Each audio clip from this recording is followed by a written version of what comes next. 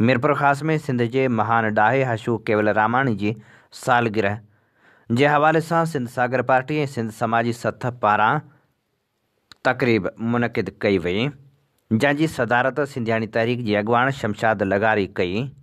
Comrade Shamshad लगारी सदारती ख़िताब कंदे चयो त हशूअ जहिड़ा किरदार सदियुनि में पैदा थींदा आहिनि। हू सिंधियत जो सरवाण हो। निसाबी तालीम में हशू जहिड़नि किरदारनि जो ज़िक्र नथो मिले, उन करे असांखे पंहिंजे ॿारनि खे क़ौमी सुरमनि बाबति ॼाण ॾियणु घुरिजे।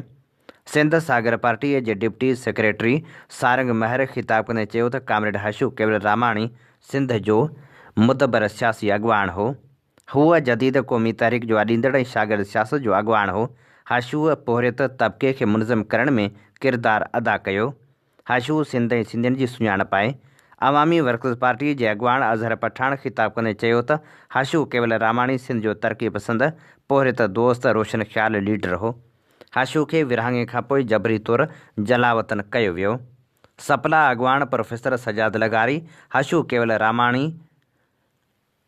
खे तारीख़ जो वॾो माण्हू करार ॾींदे चयो त हशू घणरुखी शख़्सियत हो। संदसि सियासी अमली अदबी पोरियो सिंध सदाईं यादि रखंदी। नामियर शाइर ऐं लेखक सतार सरोही चयो त हशू केवल रामाणी सिंध जो तमामु वॾो अदीब सियासी ॾाहो हो। संदसि धरती सां वाबस्तगी मिसाली हुई। हशू जो किरदारु सिंध वरहिण ताईं यादि रखंदी। असांजे ईंदड़ नस्ल खे हशू जहिड़नि हीरोज़ खां रहनुमाई वठणु घुरिजे। नौजवान सहाफ़ी ऐं शाइर क़यूम सरोही ख़िताब कंदे चयो त हशू केवल रामाणी सिंध जो फ़िक्री लीडर हो ऐं फ़िक्र कॾहिं बि नाहे मरंदो। हशू सिंध हो जेको सिंध खां जबरी जलावतन थियण बाद अकिलाई में दर्दनाक ज़िंदगी गुज़ारे हलियो वियो।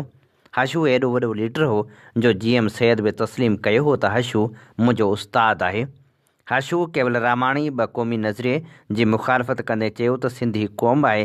क़ौमूं मज़हब जे बुनियाद ते न पर ॿोली धरती ऐं सक़ाफ़त जे बुनियाद ते ठहंदियूं आहिनि। सिंध समाजी सथ जे चीफ ऑर्गेनाइज़र नवाज़ निज़ामाणी ॻाल्हाईंदे चयो त हशू केवल रामाणी सिंध जो फ़ख़्रु हो। हुन जे कम ऐं फ़िक्र खे आम करण जी ज़रूरत आहे। समाजी अॻुवाण रहमतुल्लाह सोलंकी चयो त सिंधी समाज खे जदीद रुख़ ॾियण में हशू केवल रामाणी तारीख़ी किरदारु अदा कयो।